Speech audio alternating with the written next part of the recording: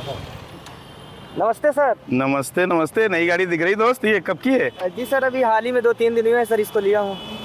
गाड़ी नंबर नहीं आया अभी? नहीं सर, अभी 2 दिन तो हुए हैं, तो अभी गाड़ी नंबर नहीं आया है सर। मैं कुछ पूछना चाहता था सर। बताइए। दरअसल सर, मैं इस गाड़ी से पूरे दुनिया घूमना चाहता हूँ सर। तो ये क्या संभव है सर? कुछ डॉक्यूमेंट इसके अलग से बनवाने पड़ते हैं क्या सर? हाँ, डॉक्यूमेंट्स के हैं और संभव है। जी सर। बिल्कुल संभव है। घूमो, आपकी गाड़ी है, आपका वर्ल्ड है, आपकी दुनिया है, घूम सकते हैं। तो नमस्कार नमस्कार एंड जय हिंद मेरे प्यारे प्यारे साथियों। क्या हम अपनी गाड़ी से पूरा वर्ल्ड घूम सकते हैं? तो बिल्कुल घूम सकते हैं दोस्त, और बहुत से लोग घूमते भी हैं, 4 व्हीलर भी लेके घूमते हैं। तो क्या क्या डॉक्यूमेंट्स ज़रूरी होते हैं इसके लिए मैं आज इस वीडियो में पूरा बताऊंगा। सभी को पूरा का पूरा नॉलेज मिलेगा इस वीडियो से, तो मैं रिक्वेस्ट करता हूं कि लगातार बने रहिए दोस्त। सबसे पहले हम क्या क्या डॉक्यूमेंट्स रख के चलना चाहिए हमें अगर हम चलते हैं फॉरेन में, कंट्रीज में। जी सर। तो आपका वीज़ा और पासपोर्ट, ये तो कंपलसरी है सभी के लिए। आप गाड़ी लेके जाओ अथवा ना लेके जाओ, जी सर। आपको पासपोर्ट और वीज़ा जो है वो तो ज़रूरी है। और उसमें भी एक कंडीशन बता दूं कि जो पासपोर्ट की जो वैलिडिटी है वो जो हमारी यात्रा का अंतिम दिन होगा जी सर। किसी भी देश में, तो वहाँ पर उसकी वैलिडिटी 6 महीना और एक्स्ट्रा एडवांस में होना चाहिए, उसके आगे तक का। तो ये तो पासपोर्ट की बात हो गई।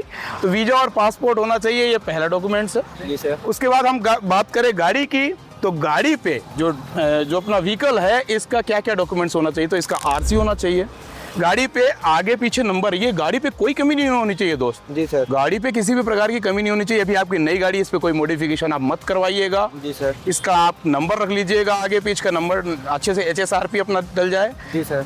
ठीक है। हाई सिक्योरिटी रजिस्ट्रेशन प्लेट, अपने मन से कुछ भी नहीं लगा लेना है। ओके, अपने मन से कुछ भी नहीं लगा लेना है। तो वहाँ से मेन नंबर मिलेगा, वही लगाना। हाँ, HSRP। जी सर। तो ये अब RC होना चाहिए, रजिस्ट्रेशन कार्ड इसको बोले। जी सर। उसके बाद इंश्योरेंस आपका होना चाहिए गाड़ी का, वो भी इंश्योरेंस, बीमा जो होना चाहिए वो अंतर्राष्ट्रीय होना चाहिए, इंटरनेशनल इंश्योरेंस होना चाहिए।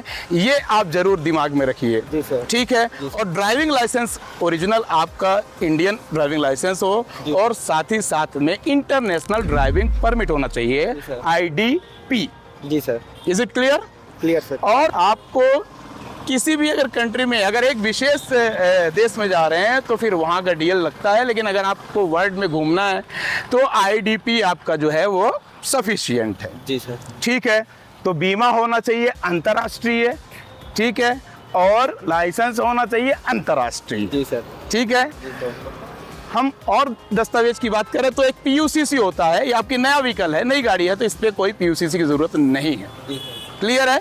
PUCC मतलब होता है pollution under control certificate, okay sir. जो कि 1 साल अगर पुरानी हो जाती है बाइक तो उस पर कंपलसरी होता है, और ये पूरे वर्ल्ड में देखा जाता है। अच्छा, कि आपकी गाड़ी से कोई पोल्यूशन तो नहीं हो रहा। अच्छा। जी जी सर। ठीक है। अब अगली बात करें हम, तो ये तो आपके डॉक्यूमेंट्स इतना होना चाहिए। फिर आपके एक प्लानिंग होना चाहिए। मैं तो ये समझता हूँ यार, है कि नहीं? अगर हम कहीं जा रहे हैं विदेश में तो सबसे अच्छी बात तो ये कि माइंड में हमारे माइंड सेट होना चाहिए जी सर। कि किस देश से जाएं। एक मैपिंग होना चाहिए।